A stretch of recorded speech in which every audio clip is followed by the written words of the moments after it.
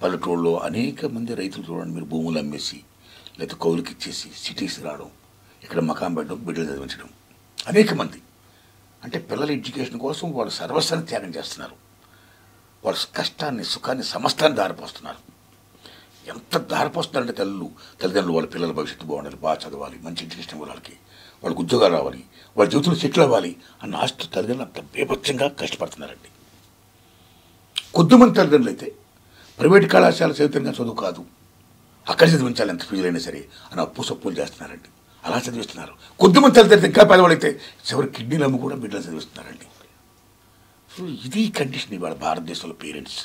So ఇలాంటి దశలో, ఇలా చదువుతున్న దశలో ఈ కార్పొరేట్ సెక్టర్ ప్రైవేట్ కళాశాలలు ఏమైతే ఉన్నాయో దీన్ని ఆసరాగా తీసుకొని వాళ్ళు బీభత్సంగా ఫీజులు పెంచేయడం, విద్యార్థులు చదువుతున్న విద్యార్థుల మీద ఒత్తిడి పెంచేయడం, అన్నిటిని మించి ర్యాంకులు వస్తున్న వాళ్ళు ఎవరైతే ఉన్నారో, ర్యాంకులు ఫస్ట్ ర్యాంకులు ఉన్న ఒక క్లాసులో, ఒకే క్లాసులో వాళ్ళని పక్కన పెట్టి, ర్యాంకులు రావడం ఇంకొక పక్కన పెట్టి, ఇంకో క్లాస్ని, ఇంకో సెక్షన్ పెట్టి అక్కడ విద్యార్థుల్ని విభజించడం, కొంతమంది విద్యార్థులు న్యూనతాభావానికి గురైపోయి చాలామంది ఫీల్ అవ్వడం, ఈ రకంగా ఈ చదువుల మీద ఒత్తిడి వల్ల కొంతమంది ఫీల్ అవుతున్నారు, ఈ రకంగా న్యూనతాభావానికి గురైపోయి ఫీల్ అవుతున్నారు, కొంతమంది ఆత్మహత్య చేసుకోవడం అనేది చాలా దారుణంగా జరుగుతుందండి. ఇలా జరగకూడదు.